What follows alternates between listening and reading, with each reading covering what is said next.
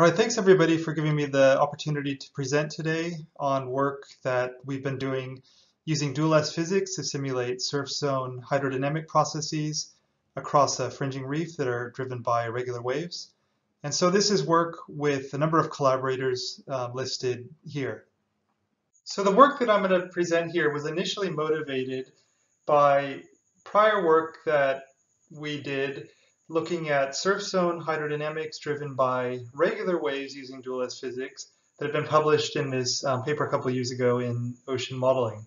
And so the focus of this paper was for this very simple regular wave forcing to assess the ability of dual-S physics to simulate some of the detailed hydrodynamic processes of wave transformation, mean water levels, so setup variability, also undertow profiles, as you can see in a number of these figures here, really for benchmark cases. So we simulated a linearly sloping plain beach and also a fringing reef and compared this to experimental measurements that you can see here. So what I'm going to be focusing on here is numerical simulations of a regular wave transformation across a fringing reef. And so this is based around some physical modeling studies that we did of a reef 1/36 scaled fringing reef that was constructed in a 55-meter wave flume. This is a really rich experimental data set where we had 20 wave gauges across the reef, as you can see here, 6 velocimeters, georeferenced imagery, as you can see in the video, and also wave run-up gauge at the beach behind that. And so this has really enabled, as you'll see, doing a really detailed investigation of irregular wave transformation. And importantly, the evolution and generation of very low frequency infragravity wave motions that are generated by the sea swell waves, and also things like wave setup and run-up dynamics with these detailed measurements. And so when attempting to simulate this problem, I just want to really emphasize that there's a number of quite substantial challenges with this setup. So the first being that we have a challenging bathymetry profile. So this is showing the correct aspect ratio where we have waves that break on a reef slope. Then they reform and they propagate largely without much dissipation across this very wide and shallow reef flat. We also have a large model domain, so we're interested in simulating some of the shallow water hydrodynamic processes in this region, but offshore we have a really large volume of water in this 55-meter wave flume. To simulate the critical infragravity wave dynamics, we also need to run very long simulations, so really hundreds to almost 1,000 individual wave periods.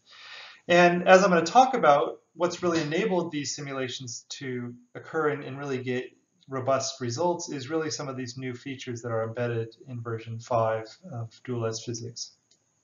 And so in terms of the numerical setup, we used settings that were in many ways similar to the previous paper that I mentioned, but with some key differences. So we used the new modified dynamic boundary condition in version 5 of dual-S physics, the new density diffusion term, also used a laminar plus subparticle scale closure viscosity treatment based on the Smagorinsky approach with a kinematic viscosity that's physically based, so it's 10 to the minus 6 meters squared per second.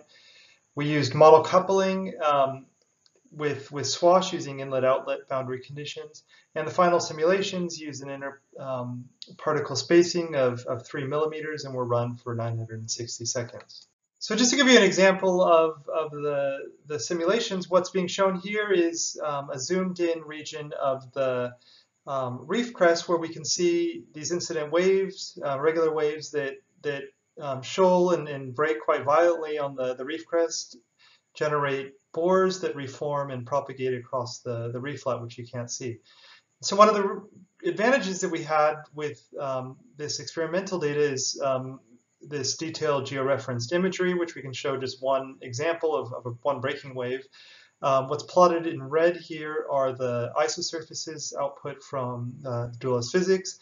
And we can see the model really captures a lot of the features that we see in reality. So we can see the steepening of the reef as it approaches the crest, the overturning of the plunging wave, a splash up event, and then a bore that then propagates across the reef. So quite good agreement we find with this approach. So here I really wanted to show some of the comparison with the model prediction with the observations of wave transformation across the reef. So what we can see here is measurements at a number of gauge and the evolution of the waves and the wave shape across the reef, going from offshore here, where we can see that we have these large waves, to skewed and asymmetric waves, to these bores that develop and propagate across the reef. And we can see there's quite remarkable agreement in terms of reproducing this full range of wave shape evolution across the reef. Similarly, we can compile all this information and predict bulk parameters. One of the things we're really focusing on this work is looking at the different wave motions in different frequency bands. So we have our incident kind of sea swell waves, which are dissipated and reproduced by the model. But we also have a lot of energy in these infragravity wave frequencies, which we're separating into a high infragravity wave band. In field scales, this would be 25 to 100 seconds, and low frequency motions, which are really slowly varying, greater than 100 seconds.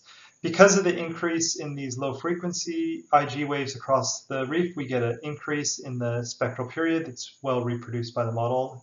Likewise, an increase in the spectral bandwidth. And finally, we can see that the model accurately reproduces the setup profile across the reef.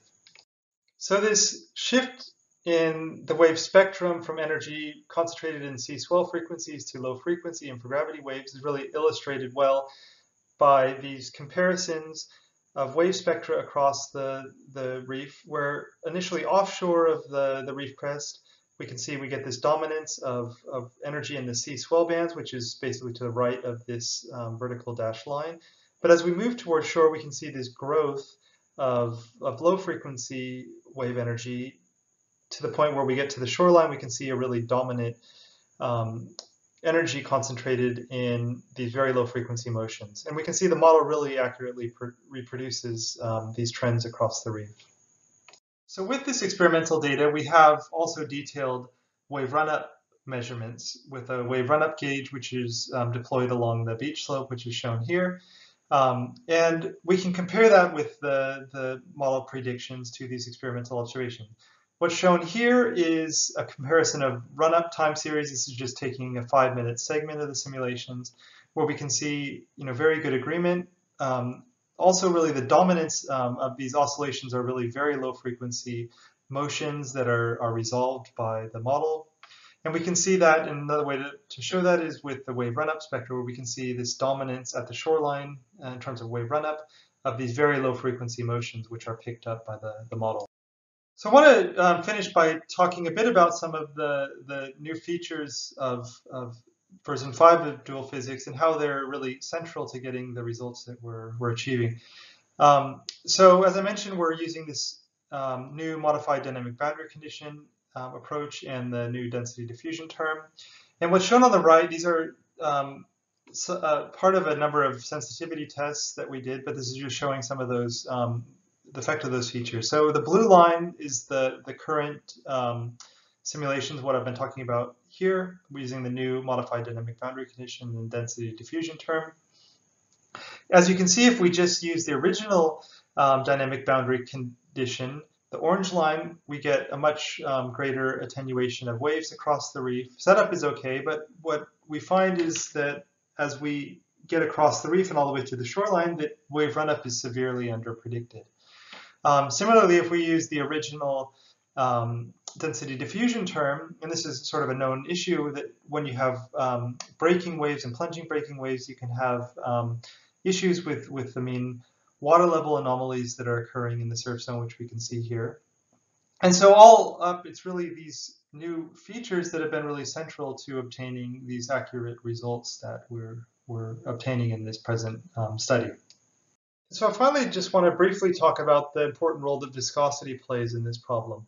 So as you can see in this simulation where we zoom out and we see the entire reef flat, you can kind of get the sense of how challenging this is, where we have waves that break and then they reform, and then we have waves that are irrotational and don't dissipate much energy as they move across the reef. So how we deal with viscosity is really important if we want to accurately produce, for example, wave run-up at the shoreline. In the present simulations, we use the laminar plus SPS approach using a physically based kinematic viscosity. I should also mention, however, that we did do initial simulations using an artificial viscosity approach, using initially typical values of alpha about 0.01, which proved to be too dissipative. But what we found through this process is we could actually reduce these artificial viscosities down to actually 0. And with this new density diffusion term, also create stable simulations that were comparable actually to this laminar plus SPS approach. So there's clearly more work to be done on what's the optimum way to simulate viscosity in this case, but it's clear that we really need low viscosity and this density diffusion term to create a stable simulations. So to conclude, I just want to briefly summarize some of the main results. So as we've seen with dual-S physics, and in particular incorporating some of these new features within version 5 of dual physics, we're now able to really accurately simulate the wide range of surf zone hydrodynamic processes that were in this rather complicated case of wave transformation across this reef. With swash coupling and the new inlet-outlet boundary conditions, we're able to greatly increase computational efficiency by really a factor of 7 if we compare that to what would have occurred if we had to simulate the whole flume with dual-S physics. This then enables longer duration simulations where we can simulate 400, greater than 400 peak wave periods. That also enables us to simulate these very low frequency wave dynamics, including the role that they play in wave run-up. And so just to finish, I want to acknowledge the Australian Research Council for supporting some of this work, and also discussions with Tomo and Jose along the way that have proven really invaluable. All right, thank you.